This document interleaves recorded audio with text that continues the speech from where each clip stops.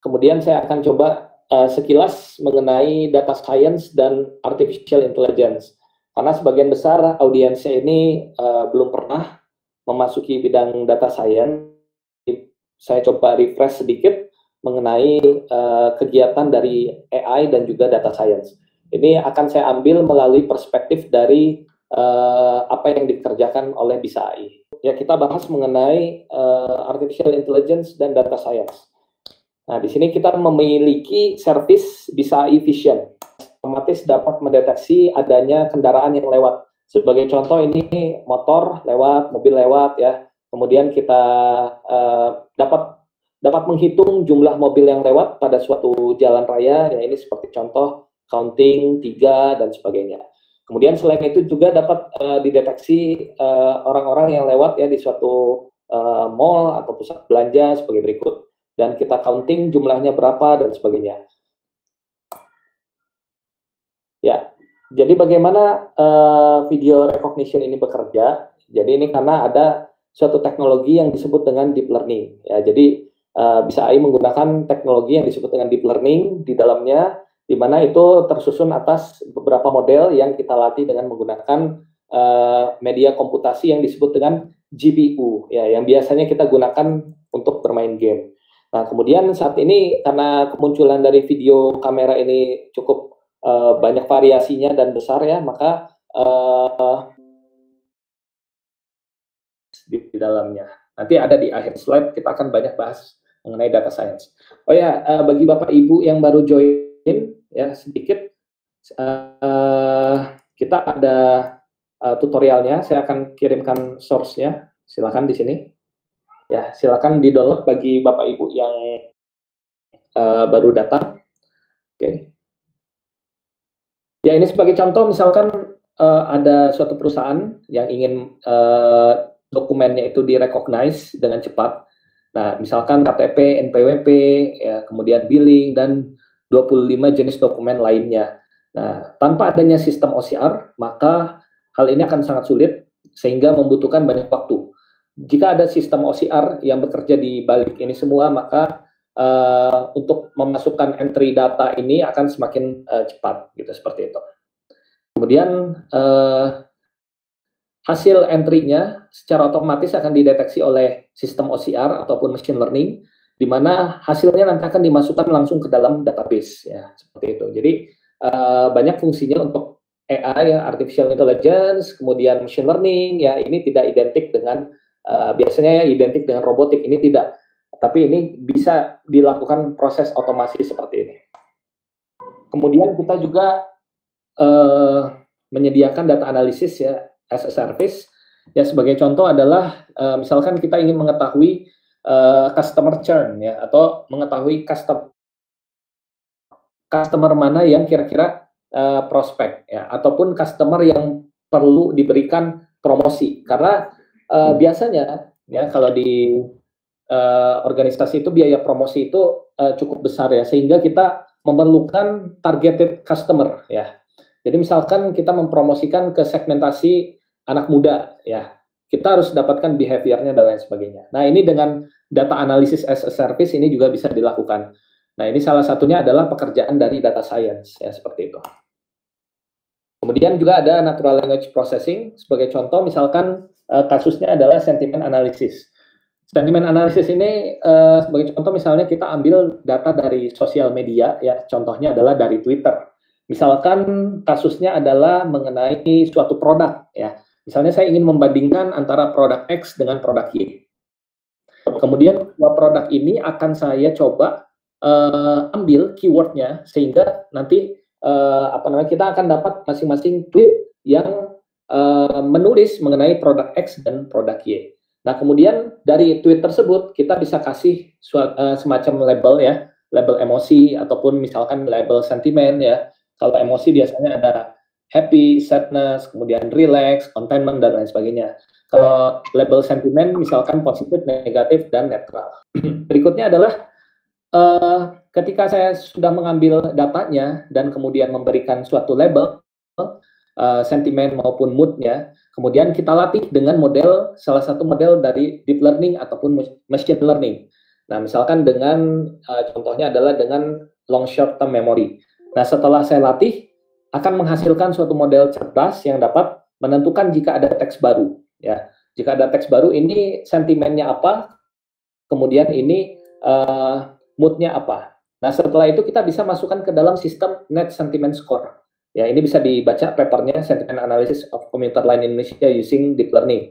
Ini saya tulis di tahun 2019, jadi referensi untuk Net Sentiment Score-nya. Jadi kita hasil dari Net Sentiment Score itu, kita bisa mengetahui misalkan satisfy dari suatu produk tersebut. Misalnya ternyata customer lebih satisfy dengan produk X dibandingkan produk Y gitu. Atau sebaliknya, customer lebih satisfied dengan produk Y dibandingkan dengan produk X. Ya, itu bisa kita dapatkan dari analisis media sosial. Kira-kira mudah atau sulit untuk membuat seperti ini? Ya, ada tahapnya ya Bapak Ibu. Nanti akan dibahas di Oke, sekarang kita akan coba langsung ngoding ya, mungkin dari tadi saya banyak promosi ya. Silakan Bapak Ibu di download. Source code-nya saya bagikan ya, Python Notebook, Pre-Event Data Science Essential Python Notebook. Kemudian ada datasetnya, hari ini kita akan menggunakan 3 dataset. Yang pertama adalah dataset Iris, ini data benchmark untuk berbagai kasus ya.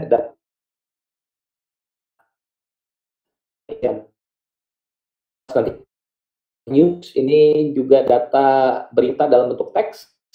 Dan terakhir adalah data stat long, ini adalah data mengenai negara bagian di US ya, dan ada lokasinya. Nah, hari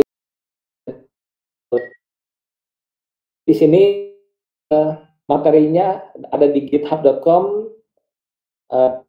ya, dan tools yang kita gunakan online, Bapak Ibu tidak perlu install apapun ya di sini. Bisa semua? Silakan dibuka collab.research.google.com. Oke, diketikkan saja collab.research.google.com. Nah, jadi intinya tools yang kita gunakan di sini adalah Google Colab. Tools ini seperti IDE ya, Integrated Development Environment, yang gratis digunakan oleh Bapak Ibu. Yang penting ada akun Google. Nah, ini halamannya adalah mirip dengan halaman Jupyter Notebook kalau Bapak Ibu install di dalam laptop masing-masing seperti itu. Nah, untuk memulainya silakan pada judulnya buka collab.research.google.com. Saya ulangi, collab.research.google.com. Nah, ini kita tuliskan ya, judulnya misalkan hari ini adalah pre-event. Besarnya adalah mengenai artificial intelligence atau kecerdasan buatan. Nah, jadi artificial intelligence ini sebenarnya ini besar sekali ya. Ada berbagai bidang ilmu di dalamnya ya. Salah satunya adalah machine learning ya di sini. Nah, machine learning ini di dalamnya ada lagi, yaitu deep learning. Nah, kapan kita menggunakan machine learning, kapan kita menggunakan teknik AI lainnya? Kita menggunakan machine learning jika syaratnya ya adalah kita memiliki data history. Ya, data history misalnya history penyakit pasien, kemudian history misalnya pasien dari COVID. Itu data-data yang dapat kita gunakan. Kemudian history dari review e-commerce ya, dan sebagainya. Yang penting ada data historinya menggunakan machine learning. Nah, kemudian di sini ada yang disebut dengan data science atau ilmu data. Nah, ilmu data ini beririsan kuat dengan machine learning, dengan deep learning, dengan AI. Nah, namun di sini mungkin di luarnya itu ada bidang lainnya, misalkan bidang finance. Ya, contoh adalah kita misalkan memprediksi harga pokok, misalnya kita memprediksi forecasting ya, itu beririsan lagi dengan bidang lainnya. Nah, jadi data science ini luas ya.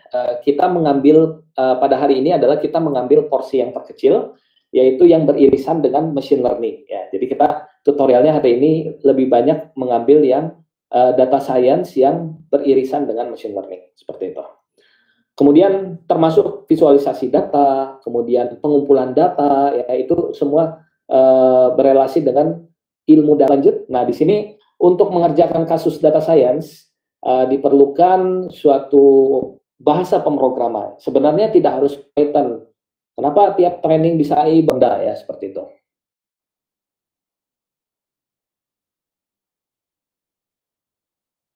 Oke. Nah, setelah diinstal ya pada laptop masing-masing, nanti saya running Python notebook. Kalau misalnya tidak mau, Google Colab saja, gratis digunakan. Oke, pada hari ini kita akan coba beberapa tools ya. Ada NumPy, ada Pandas, ada Scikit-learn, ada TensorFlow, ada Keras, ada Matplotlib, dan tools lainnya. Nah, tapi mungkin saya banyak bahas pada hari ini adalah Pandas ya, kemudian Scikit-learn dan Matplotlib. Ya, jadi ini sebenarnya tools-tools yang banyak digunakan oleh data scientist ya, seperti itu.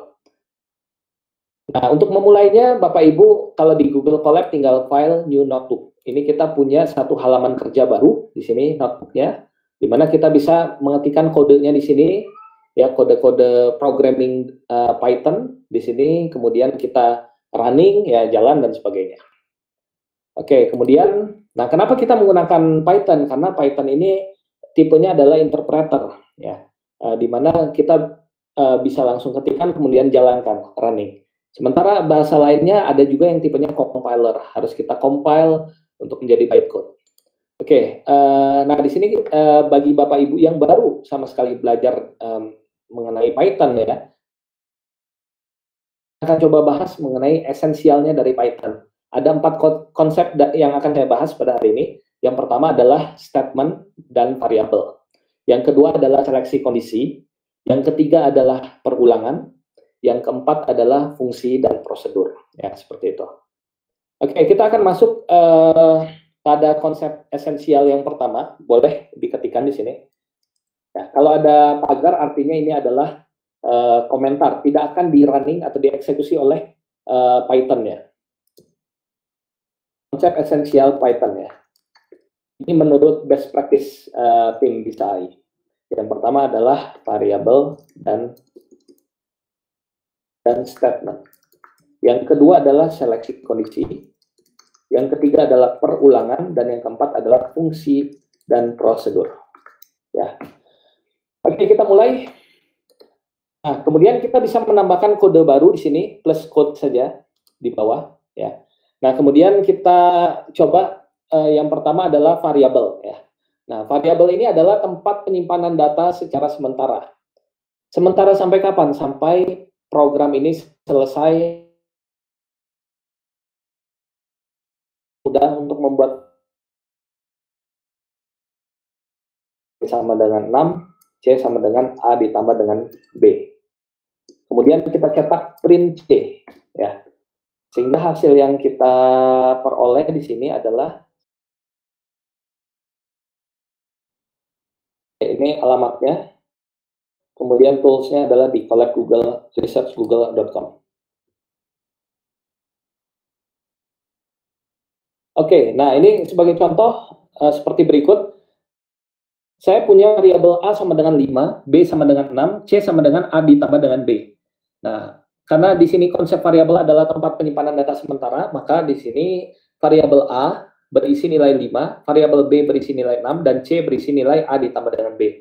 Sehingga nilai C ketika kita cetak di layar adalah 11. Ya. Ini variabel dan statement. Ya, ini statement satu baris per baris. Oke, konsep yang kedua adalah dengan perulangan.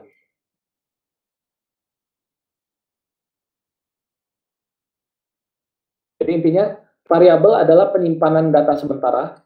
Ya, kalau kita runningnya caranya adalah tekan tombol play ini. Hasilnya 11 kan, karena nilainya adalah 5 tambah 6, 11. Kita cetak 11. Ini penyimpanan data sementara. Oke, berikutnya adalah seleksi kondisi. Misalkan saya ada 80. 80 lebih besar daripada 80. Salah ya. Maka print A tidak akan dieksekusi. Yang berikutnya, apakah benar nilainya adalah nilai 80 lebih besar sama dengan 60? Benar. Maka cetak B. Kemudian yang C-nya, tidak dicetak. Kenapa? Karena kondisi yang kedua ini sudah terpenuhi. Inilah seleksi kondisi. Oke, saya coba jawab dulu ya.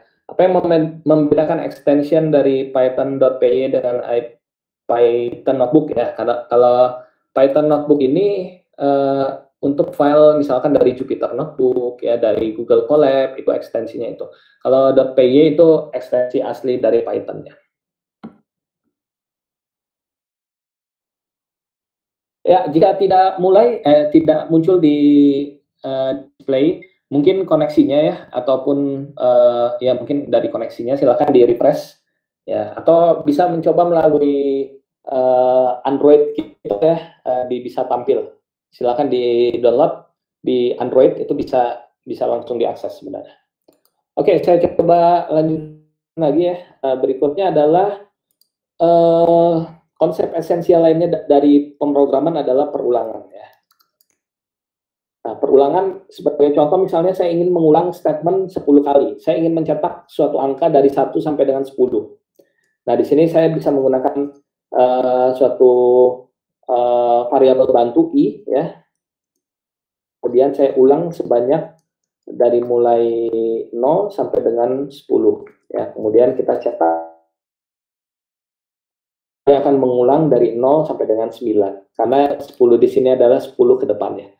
Nah, untuk lebih efisien, ini sebenarnya tidak efisien. Nah, biar lebih efisien, Bapak Ibu bisa melihat video kita di Bisa AI ya, ada pemateri dari Bapak Setia Budi, boleh dicari. Di sana ada konsep dari Pythonic, membuat program Python secara efisien, esensial dan rekomendasi. Ya, jadi lebih mengasah programming skill untuk Python dari Pak Setia Budi ya, itu sangat menarik, yang disebut dengan Pythonic. Silakan dicari ya. Oke, berikutnya ini perulangan. Kita juga bisa menggunakan perulangannya dengan perintah lain, misalkan dengan while. Ini sama dengan di bahasa pemrograman lainnya ya. Ini juga bisa sebenarnya. Ya, sama seperti ini. Ya, ini dengan while. Ya, jadi intinya kita punya suatu variabel. Oke, saya jelaskan dulu. Nah, di sini kita punya sintak ya, for. For ini digunakan untuk mengulang ya, mengulang sesuatu. Apa yang diulang yaitu dimulai dari inisialisasinya adalah 0 ya, dari 0. Kemudian dia akan sebanyak 10 kali. 0, 1, 2 sampai dengan 9. Kemudian setiap perulangannya itu akan disimpan di dalam suatu variabel namanya i. Sehingga kalau kita cetak print i, jangan lupa kalau di Python mengandalkan indent ya. Indentnya maksudnya gini, kalau beda halnya ketika kita printnya sejajar dengan for, ini error. Kenapa error? Karena printnya bukan bagian dari for, sehingga perlu kita tambahkan tab. Nah, kalau kita tambahkan tab, ini artinya print ini masuk ke dalam bagian dari for. Ya, seperti itu. Sama yang ini juga. Kita kasih indent untuk menandakan ini adalah bagian dari yang di atasnya. Ya, seperti ini. Nah, cara bacanya seperti ini. Saya punya inisialisasi variabel n, saya isi dengan 10. Kemudian saya punya variabel i, saya isi dengan 0. Kemudian di sini ada perintah while. While ini digunakan untuk mengulang. Kasusnya adalah untuk perulangan yang belum diketahui jumlah berhentinya kapan. Tapi bisa kita pakai untuk kasus apapun. Gitu. Nah, ini kalau kita lihat, kita ulang selama kondisinya yang ini terpenuhi. Di sini lancar ya. Kalau tampilannya tidak berubah koneksinya, mungkin. Oke, saya ulangi ya. Jadi di sini inisialisasinya n sama dengan 10, i sama dengan 0. Kemudian selama kondisi i lebih kecil daripada n-nya benar, i-nya kan 0. N-nya 10, 0 lebih kecil daripada 10 benar, maka jalankan statement di bawahnya. Statement ini akan dijalankan, gitu. Apa yang dijalankan? Yaitu kalau kondisinya terpenuhi, cetak i. I-nya dimulai dari 0, kemudian i sama dengan i plus 1. I-nya sekarang menjadi 1, ya. Kemudian i sekarang menjadi 1. Kemudian apakah benar 1 lebih kecil daripada 10? Benar. Maka cetak lagi 1. Kemudian i sama dengan i plus 1 lagi jadi 2 ya. Cetak lagi 2 dan seterusnya sampai dengan 9. Nah, ini konsep esensial lainnya dari Python programming, yaitu perulangan. Oke, yang terakhir kita akan bahas mengenai fungsi ya. Ini esensial lainnya dari Python menurut tim Bisa AI, yaitu fungsi. Nah, fungsi adalah, ya mungkin langsung aja. Nah, untuk mendefinisikan suatu fungsi, kita perlu memanggil keyword namanya def ya. Def misalnya fungsi X misalnya. Kita masukkan suatu nilai ke dalam parameternya seperti ini. Kemudian kita print, kita return X dikali dengan X. Ya. Nah, kemudian kita coba ya 10 seperti ini. Kalau kita lihat di sini, yang pertama kali dijalankan adalah ya. Nah, kenapa kita mempelajari fungsi? Karena nanti di data science atau di machine learning kita akan belajar juga fungsi aktivasi. Nah, ini ada kaitannya. Kita bisa membuat fungsi aktivasi sendiri dengan prosedurnya seperti ini. Ya, misalnya fungsi ReLU ya. Sebagai contoh misalnya, mungkin Bapak Ibu ada yang sudah pernah belajar ya ReLU. Kasusnya kan adalah kalau ReLU ini jika nilai X-nya lebih besar daripada 0, ya, maka kita buat temporary variabelnya dulu ya. Ini, maka temporarinya sama dengan X. Nah, selain itu, berarti temporer 0, tinggal kita return. Ya.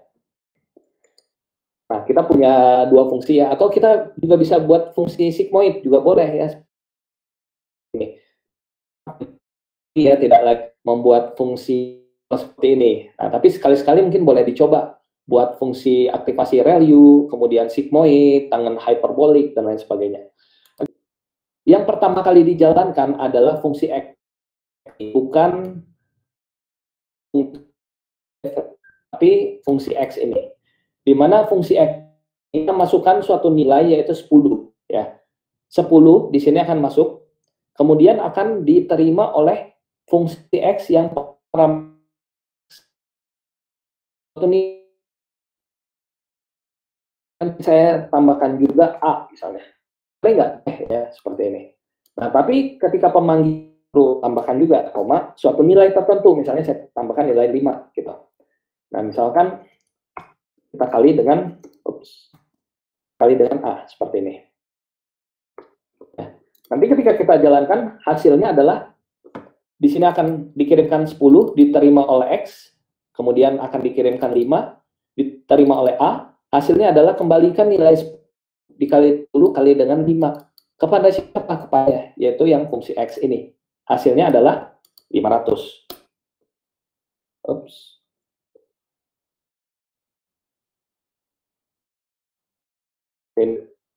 Nah, coba kita jalankan yang ReLU. Ya, sebagai contoh, misalkan, boleh dikomen dulu yang ini. Sebagai contoh misalnya, saya panggil ReLU, misalkan nilainya adalah 80. Apa yang terjadi? Maka nilainya adalah tetap 80. Sementara kalau saya kirimkan nilai minus 1 misalkan, 0. Ya, ReLU karakteristiknya seperti ini. Ya, jadi kita bisa buat sendiri fungsi, misalnya contohnya adalah fungsi aktivasi, ya, fungsi-fungsi matematika lainnya. Seperti ini. Ini kepake di data science ya nanti. Oke, seperti itu. Nah, kalau di Python juga ada konsep namanya prosedur, tapi prosedur di sini tinggal kita ganti saja. Misalkan sama ya deklarasinya def, misalnya fungsi atau prosedur X ya. Kemudian di sini tinggal kita print. Kalau tidak ada suatu pengembalian atau return, itu dia akan otomatis menjadi prosedur ya, seperti itu. Oke, sampai sini mungkin apa namanya mengenai esensialnya dari programming Python. Video sedikit. Yang pertama, seleksi kondisi. Yang ketiga mengenai perulangan. Yang keempat mengenai fungsi dan prosedur. Oke, sekarang kita coba latihan ya Bapak Ibu. Kita coba latihan. Kasusnya adalah menentukan faktor suatu.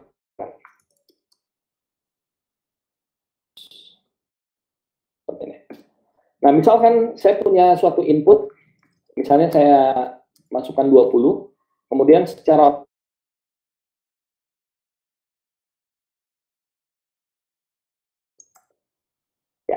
seperti ini.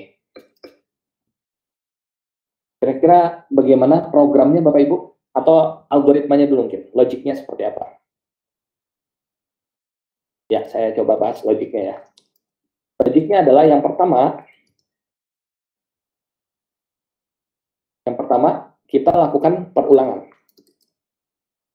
Dari 1 sampai dengan jumlah input. Inputnya di sini ada 20. Gitu ya. Oke, logik yang kedua adalah setiap perulangan cek kondisinya. Jika ini saya masukkan ke dalam suatu, jika nilai i-nya kita bagi dengan jika nilai i tadi tidak ada sisa, maka itu adalah faktor dari input. Nah, logiknya seperti ini. Saya ulangi, ini kita coba case tadi menentukan suatu, misalkan diberikan suatu input 20, faktor pembaginya adalah 1, 2, 4, 5, 10, dan 20. Faktor itu apa yang dapat habis bagi 20 bagi 1 habis. 10 bagi dia ada sisa. Sisanya berapa? 2 gitu. 20 bagi 12 ada sisa, sisanya 8. Gitu. Ini logiknya seperti ini. Kita coba buat, programnya adalah tadi kan kita tentukan nilai inputnya, kita tentukan saja. Kemudian kita langkah pertama ada, kita gunakan i in range dari 1 sampai dengan 20. Untuk memastikan kita 1, kurang, berarti 20 plus 1. Ya, ini ya. Nah, atau di sini kita ganti M ya. Nah, kita sudah berhasil dari mulai 1, 2 sampai dengan 20. Ya, akan berubah-ubah seperti ini. Nah, kemudian logik yang kedua adalah setiap perulangan cek kondisi. Jika input dibagi dengan i tidak ada sisa, maka itu adalah faktor dari input tersebut. Nah, kita tinggal pastikan jika nilai n-nya di sini kita gunakan ya, persen ini adalah mencari apakah ada sisa ada gitu. N modulo i sama dengan 0, maka print ya. Kita lakukan casting untuk mengubah suatu nilai bilangan bulat menjadi i adalah faktor dari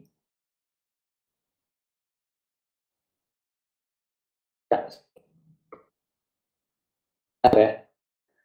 Faktor dari 20. 2 adalah faktor dari 20. 4 adalah faktor dari 20. Dan seterusnya seperti ini. Logiknya, jadi sebenarnya kalau best practice dari tim Bisa AI mempelajari logik secara cepat itu kita perlu mengenai kasus-kasus ya tertentu. Nanti kita akan ada platformnya, jadi Bapak Ibu bisa belajar untuk kasus programming akan ada di Bisa AI. Tunggu tinggal mainnya. Nanti di sini kita buat logiknya terlebih dahulu, kemudian kita ke dalam background Python seperti ini. Sama di juga seperti itu. Kita buat flowchart-nya, kemudian kita terjun. Ya, ini contohnya. Nah, kalau sudah dapat faktor bilangan, kita juga bisa tentukan PB dan lain sebagainya. Oke, untuk esensial dari Python program. Bapak Ibu belajar Python programming ya. Setelah sesi ini dicoba-coba dulu agar ini bisa mengikuti dengan baik ya untuk sesi dari Mas Nabi Ibrahim Bawazir seperti itu. Saya coba berikutnya. Kita akan masuk ke dalam data analisis. Oke, mungkin sampai sini dulu ada yang mau ditanyakan mungkin.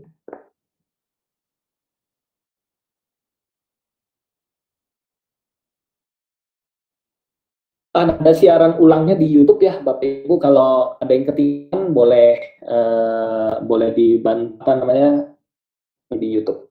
Oke, ada siaran ulangnya.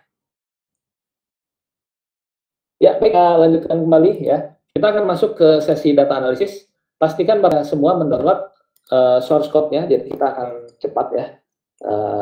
Ini source code-nya.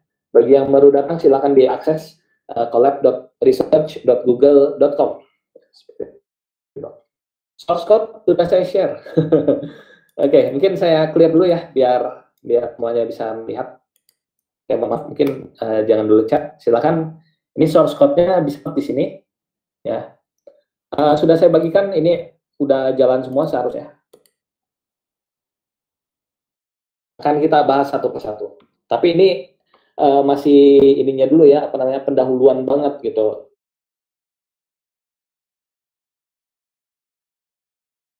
Apa namanya, waktu yang terbatas bisa ada yang kita pelajari gitu. Oke, silakan source-nya ini di-download, free event-nya dan datasetnya. Kita akan gunakan 3 dataset pada hari ini. Ya, baik, kita coba lanjutkan materinya. Nah, jadi sesuai dengan diagram yang tadi sudah saya jelaskan di awal, data science ini beririsan dengan artificial intelligence, ya, kemudian dengan bidang lain, misalkan dengan finance, ya, bisa juga dengan politik, ya, dengan budaya dan lain sebagainya. Ini bisa banget. Karena data science di sini lebih ke arah case-nya. Biasanya case yang biasa bisa dikerjakan adalah case study-nya. Nah, case study ini bervariasi ya, tidak selalu harus dengan matematik ya, dengan statistik, tidak. Bisa juga dengan case lainnya. Siapa yang bisa mempelajari data science? Semuanya bisa ya. Kita belajar sama-sama di apa namanya di BISAI ya, kita ada video rekaman ulangnya ya mengenai data science sudah banyak sebelumnya, silakan diakses ya untuk pemahaman lebih lanjut. Nah, berikutnya kita membutuhkan suatu data yang perlu kita unduh ya. Ini ada banyak sekali bank data yang dapat digunakan, ada dari kaggle.com. Ya, ini biasanya datasetnya populer ya, banyak banget di sini. Data apapun mungkin ada gitu. Kemudian ada juga dari UCI Edu. Kalau dari lokal Indonesia ada di data.go.id, kemudian BISAI juga menyediakan dataset di bisa.ai/dataset ya. Kemudian ada yang lainnya. Nah, setelah Bapak Ibu mendownload datasetnya, hari ini saya bagikan 3 dataset ya. Sudah bisa semua diakses ya datasetnya. Nah, kemudian kita coba dengan programming ya. Nah, di sini programmingnya kenapa menggunakan Python? Karena library-nya banyak, Bapak Ibu. Misalkan Bapak Ibu ingin fokus di domain suara atau musik, kita punya di Python itu ada library namanya Librosa ya, untuk pengolahan musik, suara dan lain sebagainya. Kemudian Bapak Ibu ingin fokus di dalam gambar, klasifikasi gambar, deteksi objek dan lain sebagainya. Ada library OpenCV ya. Kemudian Bapak Ibu ingin fokus di domain misalnya keamanan informasi, itu juga ada. Kita akan ada webinarnya nanti di akhir bulan ini mengenai keamanan informasi. Kemudian ingin deploy di production server, sudah ada juga dengan Django ya, dengan Flash, itu framework untuk web development ya. Nanti bisa kita buat API-nya ya, kemudian buat tampilannya juga bisa. Karena ini Python ini sudah luas digunakan ya, baik untuk data science maupun untuk misalkan tadi web apps ya, API, server dan lain sebagainya. Kemudian untuk map-nya juga sudah disediakan ya, bisa dengan NumPy ya, bisa dengan library lainnya. Kemudian untuk visualisasinya kita bisa menggunakan Matplotlib ya, ini Matplotlib ini dengan visualisasi ya, dan library lainnya ya, nggak habis kalau saya sebutkan satu-satu, banyak banget library yang bisa digunakan. Nah, kita coba hari ini kasusnya yang pada umumnya digunakan, sebenarnya sudah banyak saya bahas di sesi sebelumnya ya.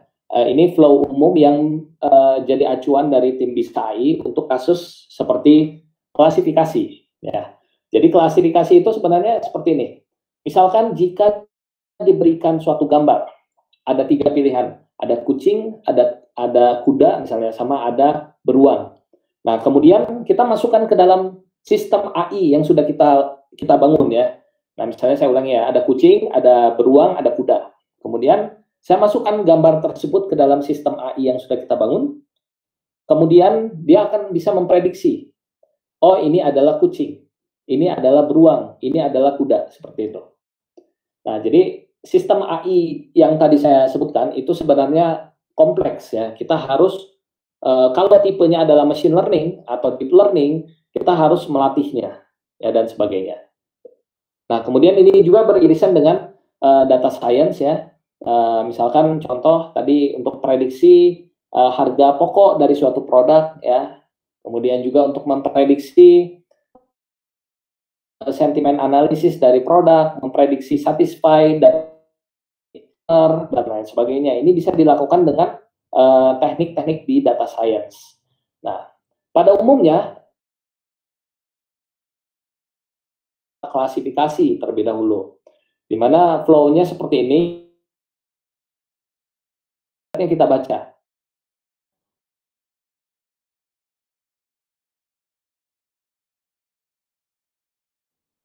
Kemudian data yang kita baca mungkin banyak data yang apa namanya yang kurang rapih, yang kurang bersih, sehingga perlu kita lakukan pre-processing data. Misalkan kalau gambar blur, kita geser ke arah yang tidak blur. Atau misalkan gambarnya itu kurang jelas ya, kita perbaiki citranya dan sebagainya.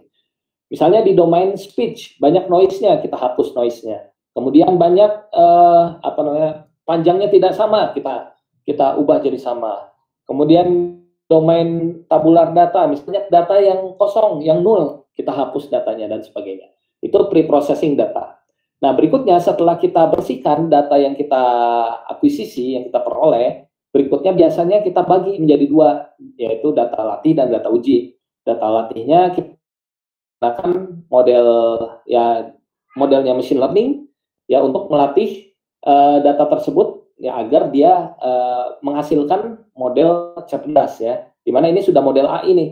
Diberikan suatu data, misalnya gambar tadi kucing, kuda sama beruang, dia bisa memprediksi ini apa, misalnya ini kucing gitu, seperti itu. Oke, nah ini contoh datanya. Nah, biasanya kalau data scientist kita main-main dengan data seperti ini. Nah, untuk belajar bisa dari kaggle.com ataupun dari bisa AI ya. Apa namanya? Ya, data contohnya seperti ini. Dengan suatu parameter kita bisa memprediksi suatu target. Ya, ya ada usia, ada jenis kelamin ya sampai dengan parameter yang terakhir. Nah, di sini ada targetnya. Targetnya misalnya kalau saat ini ada indikasi penyakit jantung, nol tidak seperti itu. Nah, hari ini kita akan data iris ya, Bapak Ibu. Silakan dibuka collab Google-nya. Ya, kita akan coba data iris. Apa namanya? Notebook di-upload ulang di Google Drive, kemudian dibuka juga boleh seperti itu. Nah, kita atau codingannya kita copy paste drive Bapak Ibu masing-masing. Ya, kita coba ya, mulai. Dan berikutnya adalah datasetnya kita upload di dalam ada dan ada news. Ada tiga nih, ada data iris, data news, dan data stat long. Ada tiga data ini kita upload di folder dataset yang ada di drive saya atau my drive. Semuanya sudah sampai sini? Silakan saya tunggu.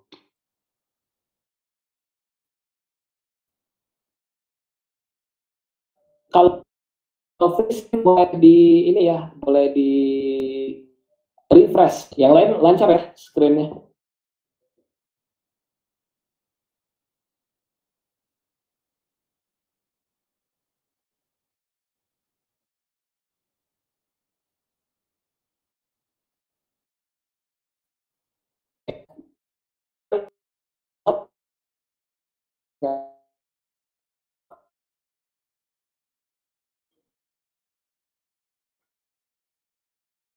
di-upload ulang boleh.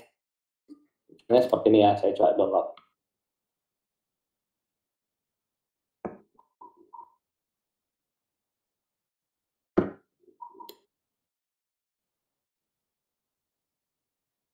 Nah, di-upload ulang ke Drive.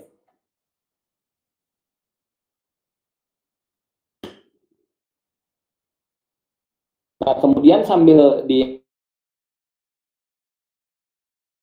tiga yang ada di folder. Nah, silakan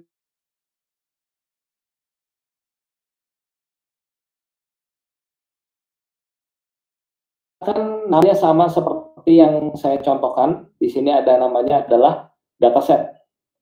Silakan diikuti. Kenapa? Kalau berbeda nanti mungkin error apa namanya path.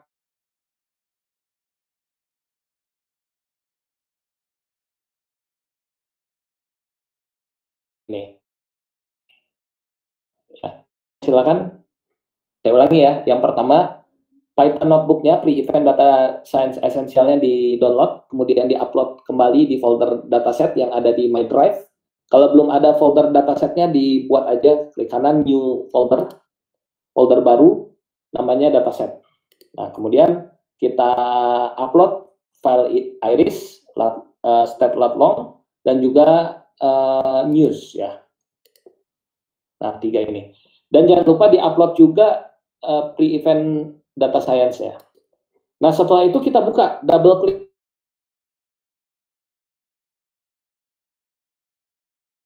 cari aplikasi lainnya. Ya, kalau tidak muncul Google Colab. Kalau muncul Google Colab tinggal diklik aja. Nah, nanti akan muncul ya. Silakan saya kasih waktu 1 menit.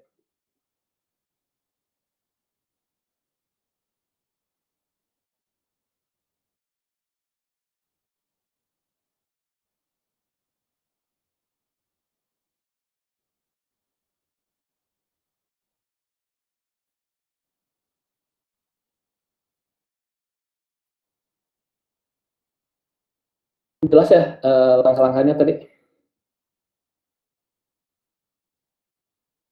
Nggak apa-apa, kita baru mulai.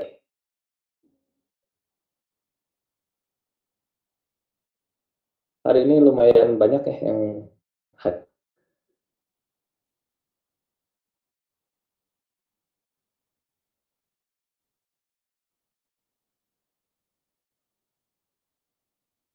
Oke, sudah semua di-upload. Ya, berikutnya kita buka ya di eventnya. Bapak Ibu tinggal di running saja, mungkin kalau yang tidak mau buat sendiri, silakan di running ya seperti ini. Nah, ini sintak yang pertama adalah kita coba menghubungkan antara Google Drive dengan Google Colab, di mana Google Colab ini sebagai tempat pemrogramannya, tempat kita ngoding, IDE-nya seperti itu. Sementara Google Drive adalah tempat penyimpanan dataset kita. Ada 3 dataset yang kita simpan di sana.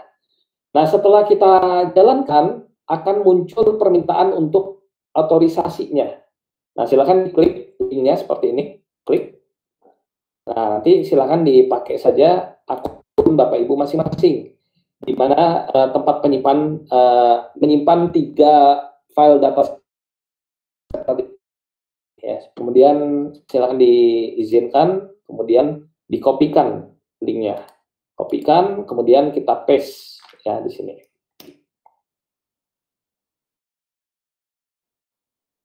Nah, kalau sudah muncul tulisan mounted/content/drive, artinya itu sudah terhubung. Artinya Google Colab kita sudah terhubung ke Google Drive. Nah, artinya Google Colab kita sudah bisa membaca file dataset kita. Ada news, ada stat.lat.long, dan juga ada iris. Ya, seperti itu ya, Bapak Ibu ya. Oke, jelas ya sampai sini ya. Nanti siaran ulangnya ada. Silahkan ditonton, boleh. Nah, langkah berikutnya adalah kita coba gunakan salah satu library di Python namanya Pandas. Ya, Pandas ini salah satu library yang digunakan untuk banyak fungsinya sebenarnya. Bisa membaca data, ya, data dengan ekstensi data frame. Ya, data frame ini kalau di database mungkin ya seperti tabelnya lah gitu. Di mana kita bisa melakukan manipulasi, kemudian ya alter data dan sebagainya. Nah, di sini kita panggil namanya Pandas. Ya, jadi Pandas ini library untuk data science. Ya. Salah satunya adalah untuk membaca data. Di sini kita baca read CSV. Ya, kemudian setelah kita read datanya seperti ini, data teratas. Silakan dicoba dijalankan. Saya ulangi ya. Ini Pandas ini library yang digunakan untuk berbagai kepentingan di data science. Salah satu contohnya adalah baca data. Selain itu juga bisa digunakan untuk bersih. Ya, kemudian untuk data ini sebenarnya masih sedikit ya. Raw ini cukup untuk belajar. Ya. Nah, ketika kita panggil Pandas, kita ubah dia menjadi asosiasikan dia menjadi PD. Artinya kita tidak perlu lagi panggil Pandas, tapi kita cukup manggil PD. Nah, kemudian fungsi namanya read CSV. Fungsinya adalah untuk membaca file CSV dan mengubah frame. Data frame adalah yang ini. Ini data frame. Nah, kemudian kita cetak ya. Di dalam data Iris kita punya ada 4 parameter ya yang menentukan spesies dari Irisnya. Sorry ya. Nah, misalkan petal width dan menentukan spesies. Ya. Misalkan ini, kasus kita adalah kita ingin menentukan jenis spesies apa yang diberikan nilai sepal length, sepal width, petal length, dan petal width yang tidak ada di data ini. Sebagai contoh misalnya, saya masukkan nilai 10,2, kemudian 7,6, petal length-nya itu 5,1. Nah, kalau kita lihat di sini, tadi kan bagus ya kalau kita lakukan fitur analisis untuk data Iris ini, misalnya kita visualisasikannya seperti ini. Nah, ini artinya sudah terpisah ya dengan menentukan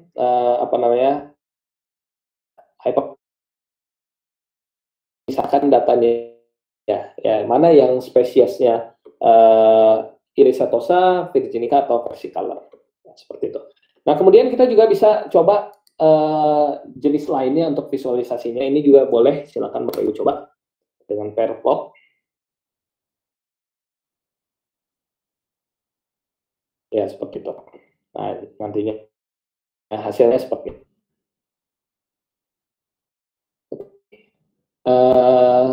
Ini untuk fase yang pembacaan data dan mungkin pre-processing data. Nah, langkah berikutnya adalah kita coba melakukan split data menjadi data latih dan data uji. Nah, di sini perlu digarisbawahi, pada tutorial kali ini saya lebih menggunakan pendekatan machine learning ya untuk melakukan pekerjaan di data science. Ya sebenarnya nggak harus machine learning, kita bisa menggunakan pendekatan lain ya, misalnya dengan statistik ya, atau misalnya dengan ya teknik lainnya. Tapi di sini saya coba dengan machine learning. Syaratnya apa yang tadi sudah saya jelaskan, ada data history, ya, kemudian ada model machine learning yang kita gunakan. Contohnya misalkan dengan neural network. Nah, untuk mempelajari model machine learning, saya tidak akan bahas banyak di sini, ya. Ini sudah ada di tutorial sebelumnya di YouTube-nya bisa youtube.com/bisai. Itu sudah ada pembahasan khusus untuk neural network. Silakan Bapak Ibu buka pembahasannya, di sana sudah saya banyak bahas mengenai neural network, ya. Nah, jadi di sini datanya, langkah berikutnya adalah kita coba pisahkan antara data latih dan data uji dengan library yang ada di Python ya. Nah, seperti ini contoh. Ya, baik, kita coba sama-sama di kode berikutnya. Nah, yang ini. Ya. Nah, di sini saya akan coba menggunakan library yang ada dalam scikit-learn. Ya. Jadi, salah satu library yang ada di Python yaitu scikit-learn. Ya, sebagai contoh seperti ini. Nah, jadi library scikit-learn ini library yang dapat digunakan untuk berbagai kasus, misalnya klasifikasi, regresi, ya, clustering, kemudian untuk reduksi dimensi, pre-processing teks, gambar, dan lain sebagainya, ini ada semua di sini. Jadi Bapak Ibu bisa pelajari ini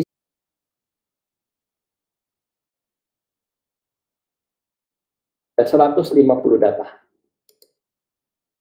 Nah, kemudian setelah saya panggil trend test split ini, di mana saya masukkan variabel datanya, labelnya itu spesies maksudnya, dan jumlah dan konfigurasi lainnya seperti jumlah data testingnya.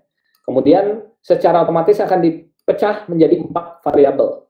Ada variabel xtrain, ada xtest, xtrain tidak latih, ini data uji, kemudian labelnya dan ya. Coba cetak datanya sudah dipisahkan dengan spesiesnya, karena spesiesnya itu adalah parameter label yang akan kita tentukan nanti. Jadi kita pisah seperti ini. Oke, kita kembali lagi ke skema kita.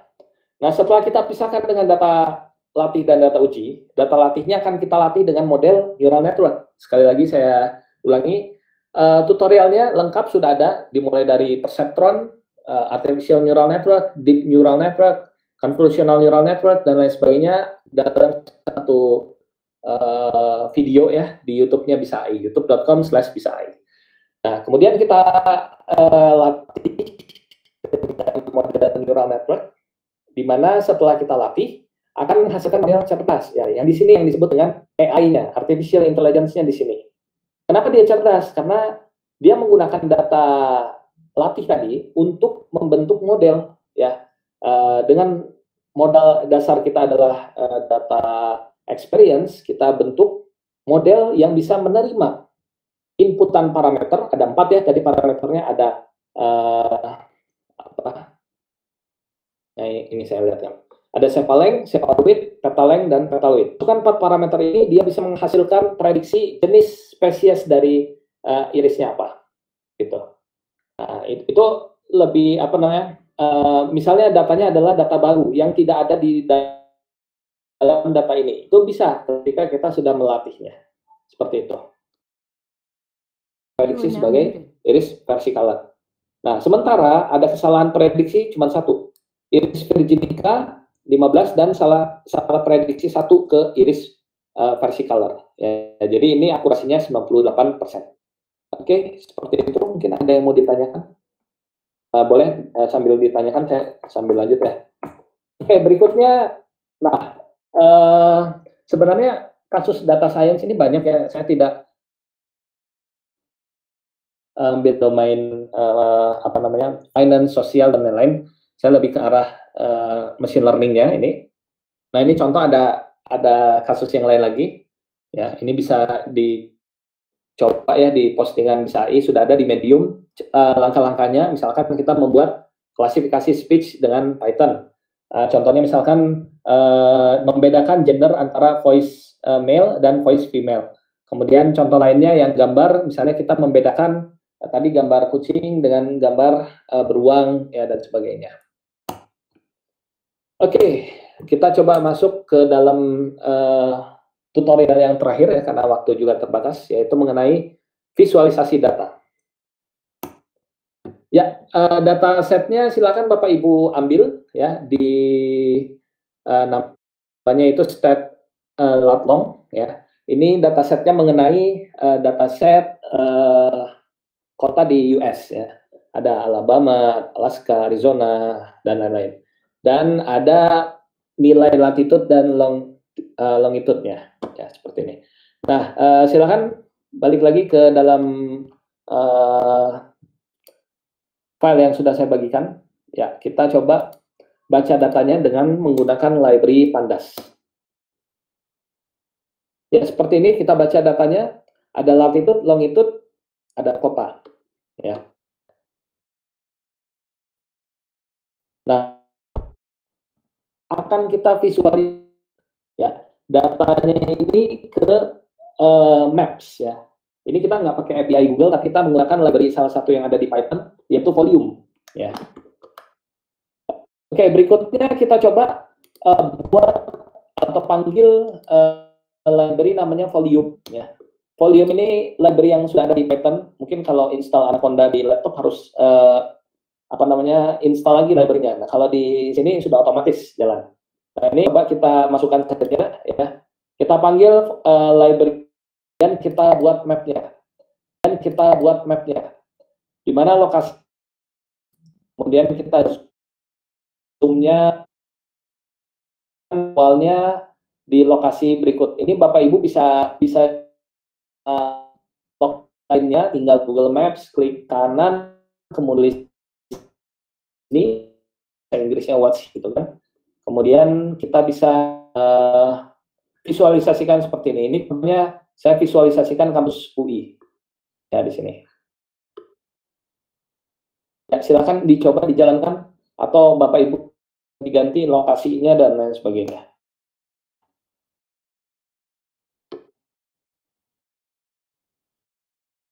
Nah, yang telah kita baca, kita coba visualisasikan dengan database tadi ya, kota di US dengan library volume ya.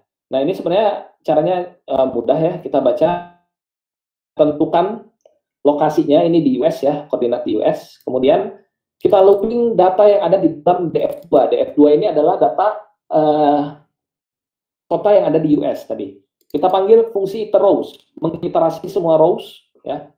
Atau dengan cara bisa sebenarnya. Ini tapi cara yang saya seperti ini. Kemudian kita marker untuk masing-masing row yang tadi kita iterasi. Nah, di sini kita buatnya yaitu kita ambil latitude dan longitude ya. Dan juga kita pop up-nya, kemudian kita coba masukkan ke dalam maps ya.